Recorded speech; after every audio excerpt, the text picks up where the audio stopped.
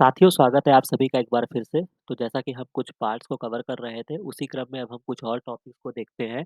तो यहाँ पर जो हम कंटिन्यू करने वाले हैं, वो एक क्वेश्चन आया था डीबीटी जेआरएफ में, जो कि आपका साइब्रिड्स पूछा था कि ये क्या होते हैं?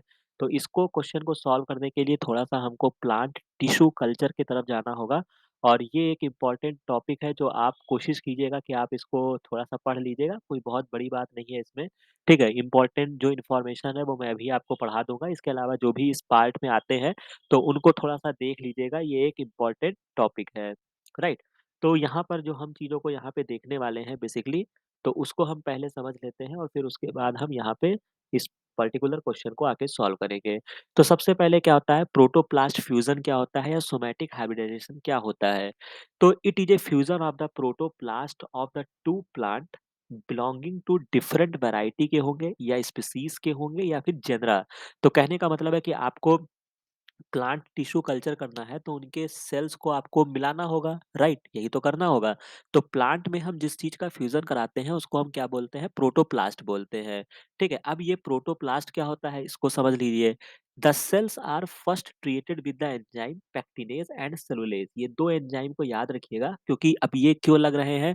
क्योंकि प्लांट की सेल वॉल, यहीं पर आपका बेसिक कॉन्सेप्ट आ जाता है कि जो प्लांट की सेल वॉल होती है वो किसकी बनी होती है? सेलुलोज़ की बनी होती है। और इसी पेपर में पूछा गया था सेलुलोज़ किसका पॉलीमर होता है या इसमें कौन-सा लिंकेज होता है, ठीक है?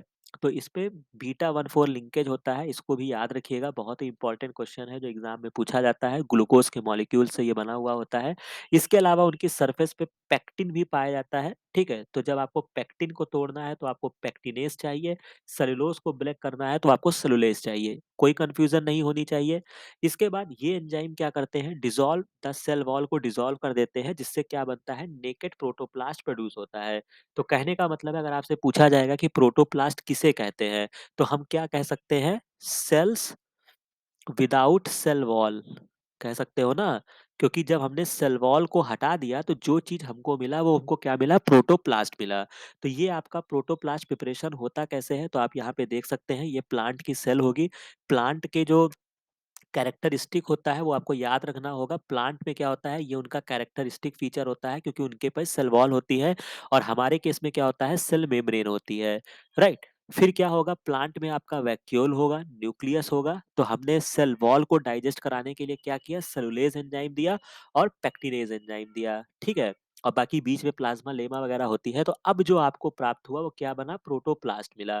तो अगर आपसे क्वेश्चन पूछा जाएगा कि प्रोटोप्लास्ट क्या है, तो प्रोटोप्लास्ट जो है वो क्या है, सेल जो है विदाउट सेल वॉल, ठीक है? तो ये आप आंसर कर लेंगे इतना, इसमें कोई कन्फ्यूज़न नहीं हुई। इसके बाद जो आपको नेकेड प्रोटोप्लास्ट मिलता है उसको हम फ्यूज़्ड कराते हैं। अब फ्यूज़ कराने के कई मेथड हो सकते हैं, जैसा कि आप बायोटेक्नोलॉजी में जब आप पढ़ते हैं, तो सेम चीज़ों को यहाँ पर भी जोड़ लीजिए। जैसे आप इलेक्ट्रोफ्यूज़न करा सकते हैं, मतलब high frequency of alternating electric field दे दीजिए, जिससे वो आपस में फ्यूज़ कर जाएँ।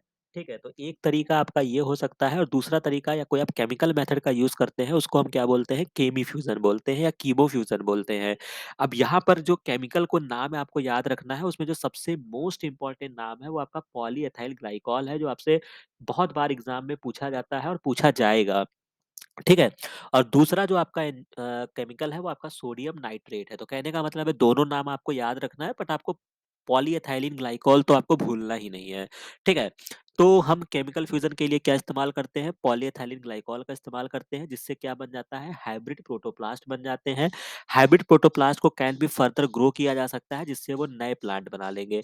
दीज़ हाइब्रिड्स को हम क्या बोलते हैं? सोमैटिक हाइब्रिड बोलते हैं, क्योंकि आपने कोई सोमैटिक का वर्ड ही का मतलब होता है कि ये सोमैटिक हाइब्रिडेशन से आपके आए हैं या सोमैटिक सेल से प्राप्त आपने किया है, ठीक है? तो इनको हम क्या बोलते हैं? The somatic hybrid may have a sin carry on. Carry on जो होता है ये आपका न्यूक्लियस के लिए इस्तेमाल किया जाता है, वर्ड होता है। तो सिंगल फ्यूज्ड न्यूक्लियस जब होता है तब उसको सिन कैरी ऑन बोलते हैं, और 2 से अधिक न्यूक्लियस फ्यूज़ होते हैं तब उसको हम क्या बोलते हैं? हेटेरो कैरी ऑन बोलते हैं। इसको याद रखिएगा। द हाइब्रिड प्रोटोप्लास्ट को हम साइटोप्लाज्मिक हाइब्रिड बोलते हैं। अब इसी साइटोप्लाज्मिक हाइब्रिड का जो शॉर्ट फॉर्म है वो क्या है? साइब्रिड है। ठीक है? तो ये यहाँ पे दिया गया है कि if one of the 2 nuclei of this get degenerated. तो खैर ये अंदर की बात है, अगर आपको उतनी नहीं समझ में आती है, तो यहाँ तक आपको बस इतना समझना है कि हमने प्लांट की सेल वॉल थी, सेल वॉल को हमें ब्रेक करना था। प्लांट की सेल वॉल में सेलुलोज है, उनकी सेल वॉल बनी है, वो उनका कैरेक्टरिस्टिक फीचर है। सेलुलोज़ जो है वो आपका बीटा 1 4 लिंकेज है, इसको हमने यहाँ पर इस बात को भी हमने समझ लिया, ठीक है? और इस बात को जब हमने समझा तो हमने यहाँ पर ये भी समझ लिया कि हमें सेलुलोज़ को डिग्रेड करना होगा तो हम सेलुलोज़ एंजाइम का यूज़ करेंगे और पेक्टिन को करना होगा तो पेक्टिनेज़ करेंगे। जिससे हमको क्या मिल जाएगा? प्रोटोप्लास्ट मिल जाएगा। प्रोटोप्लास्ट क्या होता है? सेल विदाउट सेल वॉल होता है प्लांट के केस में। इसके बाद हमारे पास 2 ऑप्शन है, या तो हम इलेक्ट्रोफ्यूज़न करेंगे या हम कीमोफ्यूज़न करेंगे। इलेक्ट्रोफ्यूज़न में मतलब हाई फ्रीक्वेंसी की इलेक्ट्रिक करंट देंगे, और अगर हम केमीफ्यूज़न करेंगे तो हम पॉलीएथिलीन ग्लाइकॉल का इस्तेमाल करेंगे, जो कि बहुत ही इम्पोर्टेंट आपका केमिकल है। इसके अलावा हम सोडियम नाइट्रेट का भी कर सकते हैं, जिससे हमको क्या मिल जाएगा? सोमैटिक हाइब्रिड मिल जाएगा, जिसको हम इस प्रोसेस को हम सोमैटिक हाइब्रिडाइजेशन बोलते हैं। ये आपका सिन कैरी ऑन हो सकता है। अगर आपका सिंगल फ्यूज्ड न्यूक्लियस है तो हम उसको सिन बोलते हैं, और हेटेरो कब बोलेंगे? जब वो 2 अनफ्यूज्ड न्यूक्लियस होते हैं। हाइब्रिड प्रोटोप्लास्ट को हम क्या बोल सकते हैं? साइटोप्लाज्मिक हाइब्रिड बोल सकते हैं या साइब्रिड बोलते हैं। इसके अलावा थोड़ा ये इन्फॉर्मेटिव चीज़ें हैं। The first somatic hybrid was obtained by Carlson, एक साइंटिस्ट थे, इन्होंने किया था। इन्होंने क्रॉस किसका कराया था? Nicotiana glauca and langsdorffii species of the tobacco का किया था, तो ये याद रखिएगा। Nicotiana. The intergeneric somatic hybrid जो होता है वो आपका पोमैटो होता है। ये भी आपका बहुत ही इंपॉर्टेंट क्वेश्चन है। आईसीआर वगैरह के एग्जाम में ये चीज़ें बहुत मैटर करती हैं, ठीक है? थोड़ा-सा अगर वो प्लांट के केस में जाते हैं तो पोमैटो जो होता है, जब आप पोटैटो और टोमेटो का क्रॉस कराते हैं तब आपका क्या बनता है? पोमैटो बनता है। But unfortunately pomato did not have all the desired combination of characteristic for its commercial utilisation. तो हालाँकि पोमैटो को उतना यूटिलाइज़ नहीं किया जाता है, वो एक अपनी अलग स्टोरी है। तो अगर आपसे पूछा जाएगा कि फर्स्ट सोमैटिक हाइब्रिड किसने प्रोड्यूस किया था, तो कार्लसन का नाम याद रखेंगे। इसके अलावा टोबैको में सबसे पहले इसको किया गया है, ठीक है? तो निकोटिना की 2 स्पीशीज़ थी, ग्लाउका थी और एक आपका लैंग्सट्रॉफिल था। इसके अलावा कोई भी आपका पैरेंट, मान लीजिए कि ए आपकी सेल है, जो प्रोटोप्लास्ट आपने ये बनाया, इसको बनाया आपने, बी बनाया प्रोटोप्लास्ट, इसको आपको फ्यूज कराना है, पॉलीएथिलीन ग्लाइकॉल का इस्तेमाल करेंगे, सेल फ्यूज हो जाएगी, फिर आप न्यूक्लियर फ्यूजन करेंगे और इसके बाद आपको सोमैटिक हाइब्रिड सेल्स मिल जाएगी। तो ये आपकी टेक्निक है, और यहीं से इतने ही इंफॉर्मेशन से आपका क्वेश्चन सॉल्व हो जाएगा। पूछ रहा है साइब्रिड क्या है, तो अब आंसर कर लेंगे, in vitro fusion of the cytoplasm, ठीक है? तो ये आपका बहुत ही आसान क्वेश्चन है, जो कि आपको आसानी से क्वेश्चन ये आपका सॉल्व हो जाएगा, ठीक है? फिर यहाँ पर आपको क्या करना था? नेक्स्ट क्वेश्चन है जो आपका इसी से ही, जब आप इसको पढ़ ही रहे हैं तो थोड़ा-सा और देख लेते हैं। एक क्वेश्चन और आपसे पूछा गया था, इसको मैं थोड़ा-सा बड़ा कर देता हूँ, ठीक है? वैसे विज़िबल होगा, बट ठीक है। तो यहाँ पे क्वेश्चन आपसे पूछा गया है कि which part of the plant would be most suitable for raising virus free plant for micro propagation.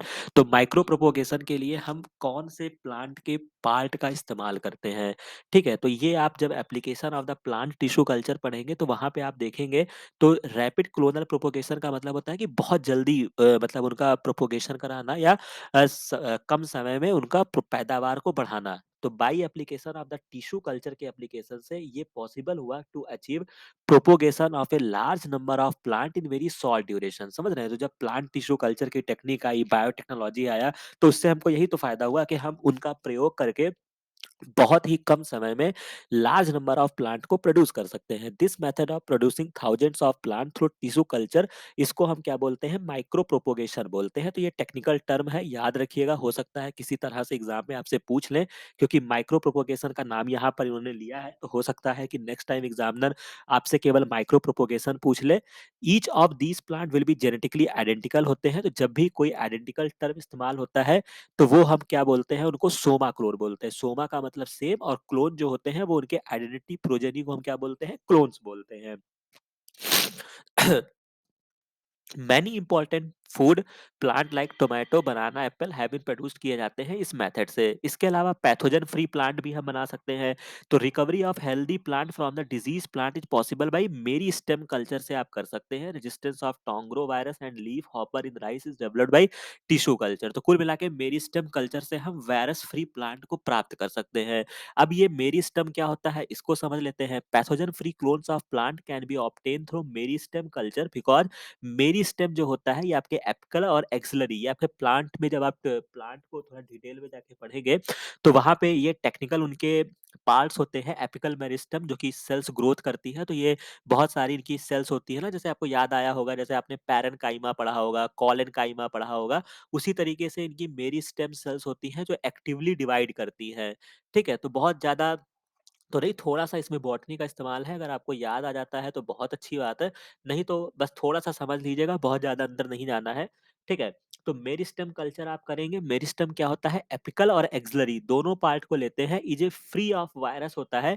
अब इसका कारण क्या है? Due to high concentration of auxin, तो ये जो आपका प्लांट हार्मोन ऑक्सिन होता है, इसकी वजह से वहाँ पे ये वायरस ज़्यादा ग्रो नहीं कर पाते हैं, क्योंकि बहुत रैपिड वहाँ पे डिवाइडेशन होता रहता है and rapid rate of cell division.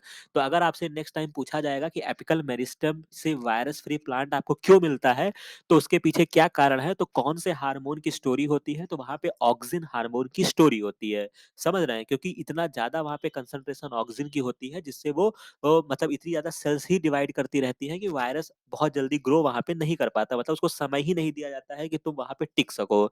समझ रहे हैं? तो बहुत आसान भाषा में इसको समझ सकते हैं।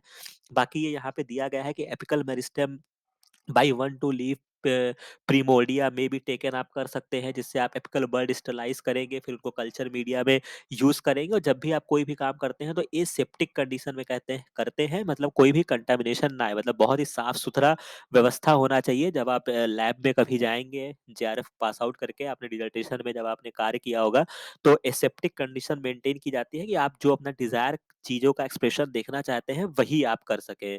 ठीक है, scientist have succeeded in culturing meristem of banana, sugarcane and potato. तो कुल मिला के यहाँ पे इतनी इन्फॉर्मेशन से आपका ये क्वेश्चन सॉल्व हो जाएगा। तो यहाँ पे पूछा गया है कि which part of A plant would be most suitable for raising virus free plant. तो ये आपका क्या हो जाएगा, मेरी स्टेम कल्चर या एपिकल मेरी स्टेम। हालांकि एक्सिलरी भी हो सकता है, बट एपिकल दिया है तो एपिकल लगाएंगे। बाकी मेरी स्टेम से क्यों वायरस फ्री प्लांट आता है, क्योंकि ऑक्सिन का कंसंट्रेशन ज्यादा होता है और सेल डिवीजन ज्यादा होता है। आगे से हम इस बात को याद रखेंगे। और इसके अलावा माइक्रो प्रोपोगेशन क्या होता है, बहुत ही शॉर्ट टाइम में थाउजेंड्स ऑफ प्लांट को जनरेट कर लेना, इसको हम क्या बोलते हैं, माइक्रो प्रोपोगेशन बोलते हैं। समझ रहे हैं? तो ये इंपॉर्टेंट चीजें थी जो हमने आज प्लांट टिश्यू कल्चर सब्जेक्ट से इन चीजों को बहुत ही आसान तरीके से इनको समझा है। ठीक है, आशा है कि ये चीज़ें आपको बाउंस तो नहीं करी होंगी। और इसी में ही एक छोटी-सी चीज़ और हम देख लेते हैं, जो कि आपका बायोटेक्नोलॉजी से ही क्वेश्चन पूछा गया था, आनंद चक्रवर्ती का नाम। हालाँकि ये बहुत ही इम्पोर्टेंट व्यक्ति हैं। इनको रिसीव इन्होंने किया था first US patent of A GM organism. ये क्या किए थे? ये कौन-सा ऑर्गेनिज्म था? तो आनंद मोहन चक्रवर्ती इनका पूरा नाम था। तो यहाँ पे जब आप एक बायोलॉजी में एक प्रोसेस होती है जिसको बायो रेडिएशन बोलते हैं। अब ये क्या होता है, लगे हाथ इसको भी समझ लेते हैं। तो बायो रेमिडिएशन जो होता है, use of A micro organism का आप यूज करते हैं मेटाबॉलिज्म टू रिमूव पोल्यूटेंट। मतलब आप पोल्यूटेंट, मतलब जो पोल्यूशन फैलाने वाले जो फैक्टर्स होते हैं, उनको हम क्या बोलते हैं, पोल्यूटेंट्स बोलते हैं।